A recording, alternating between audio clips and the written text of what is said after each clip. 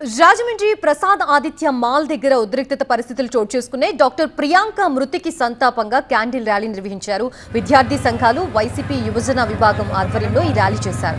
ఆదిత్య మాల్లోకి దూసుకు వెళ్లేందుకు వైసీపీ నేత జక్కంపూడి గణేష్ ప్రయత్నించారు. భద్రతా లోపంతోనే ఆదిత్య మాల్ దగ్గర ఘటన జరిగిందంటూ ఆదిత్య మాల్ మేనేజర్ ని నిలదీశారు జక్కంపూడి గణేష్. ప్రసాద్ ఆదిత్య మాల్ దగ్గర పోలీసులు భద్రతను పెంచారు. మరిన్ని వివరాలు మా చీఫ్ రిపోర్టర్ సత్య అందిస్తారు.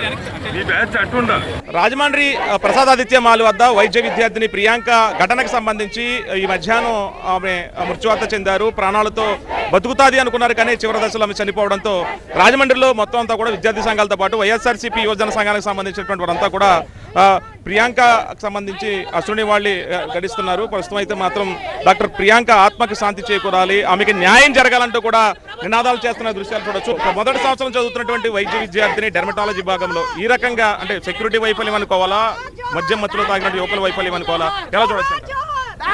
ముఖ్యంగా ఇది మాత్రం మత్తోన్మాదంలో చేసిన దుర్మార్గులు బలి అయిపోయిన వ్యక్తి పీజీ ఫస్ట్ స్టూడెంట్ అమ్మాయి పీజీ అమ్మాయి ప్రియాంక. నిజంగా అమ్మాయి అనుకోలేదు, సినిమాకి వచ్చారు బయటికి వెళ్ళిపోతున్నారు అనుకున్నారు, కానీ ఈ దుర్మార్గులు చేత పూర్తి సెక్యూరిటీ లోపం మాత్రం ఫుల్ ఉంది. ఇక్కడ ప్రాణాలతో బతుకుతుంది అనుకున్న తండ్రి కూడా చాలా ఆశించారు. ఆయన ఏడ్చేడ్చి కన్నీళ్ళు కూడా ఇంకిపోయాయి.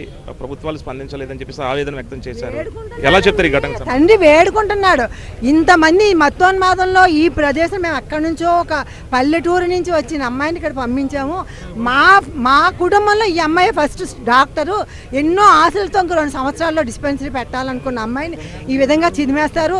సీఎం గారు స్పందించండి, డిప్యూటీ సీఎం మీరు ఎంతో మంచి హృదయం అన్నారు, మీరు స్పందించండి, హోమ్ మినిస్టర్ స్పందించండి వేడుకున్నా కూడా ఈ రోజు ఒక్కళ్ళు స్పందించలేదంటే రాష్ట్రం మొత్తం మీద కూడా వీరికి ఆడపిల్లల్ని బయటికి పంపించి మళ్ళీ ఇంటికి వస్తారన్న ఆశ కూడా మనం అడియాసేమో అనుకోవాలన్నట్టుంది. నిజంగా సజ్జనార్ గారు లాంటి ఆఫీసర్లు ఉంటేనే ఇక్కడ జరుగుద్ది. ఇటువంటి ఆఫీసర్లు ఉంటే మాత్రం న్యాయం జరగదు, అంత మాఫీనే జరుగుతుంది. కాబట్టి ఇప్పుడు ఎన్నో ఘటనలు చూస్తుంటాం, కానీ కళ్ళ ముందే ఒక 10 నిమిషాలు పావు గంటలో ఆ అమ్మాయి చదువుకునే హాస్టల్కి వెళ్ళిపోయేటువంటి విద్యార్థిని వెనక నుంచి 2-3 సార్లు ఢీ కొట్టి మళ్ళీ బలవంతంగా ఎక్కించి వెళ్ళిపోవడం ఎలా చూడొచ్చు? ఇప్పుడు అదే అడుగుతున్నామండి. 106 సెక్షన్ కాదు పోలీస్ కూడా పెట్టవలసింది, 103 సెక్షన్ పెట్టమని అడుగుతున్నాం. అప్పుడు అది మర్డర్ కింద, ప్యూర్ మర్డర్ కింద వస్తుంది తప్ప ఒకసారి ఢీ కొట్టేటంటే కాకతాళీయంగా జరిగింది అనుకోవచ్చు, రెండోసారి యాక్సిడెంట్ అనుకోవచ్చు, కానీ మూడోసారి ఇంటెన్షనల్గా చేసాడన్నది ఇక్కడ అర్థమవుతుంది. ఒక్కటే అడుగుతున్నామండి, ఈ రోజుకి హోమ్ మినిస్టర్ స్పందించారా? స్పందించలేదు. ఒక ఆడావిడే కదా, ఆవిడ స్పందించకపోతే మహిళలకి రక్షణ గురించి మీరేం మాట్లాడతారు?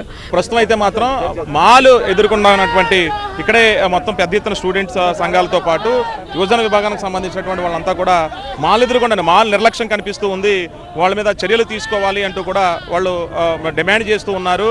విద్యార్థి విభాగానికి సంబంధించి ప్రస్తుతం వాళ్ళంతా విద్యార్థి సంఘాలతో పాటు మొత్తం డాక్టర్ ప్రియాంక ఆత్మకు శాంతి చేకూరాలి, వాళ్ళ మీద కఠిన చర్యలు తీసుకోవాలి, సెక్షన్లు మార్చి, ఎందుకంటే ఇప్పుడు ఉన్నటువంటి హత్యాయత్నం కింద మాత్రమే సెక్షన్లు కాబట్టి హత్య చేసినట్లు సెక్షన్లు మార్చి ప్రియాంక కుటుంబానికి న్యాయం చేయాలంతో భవిష్యత్తు ఉండి డాక్టర్ అవుతున్నటువంటి ఆ కుటుంబ సభ్యుల ఆశలు మొత్తం నీళ్లు గార్చాయి. కాబట్టి మాల్ యాజమాన్యం మీద నిర్లక్ష్యం మీద కూడా చర్యలు తీసుకోవాలనేటువంటి పరిస్థితి అయితే ఇలా డిమాండ్ చేస్తారు. కేవలం రసూల్ కలిసి సత్య టీవీ రాజమండ్రి ప్రసాదాదిత్య మాల్ నుంచి.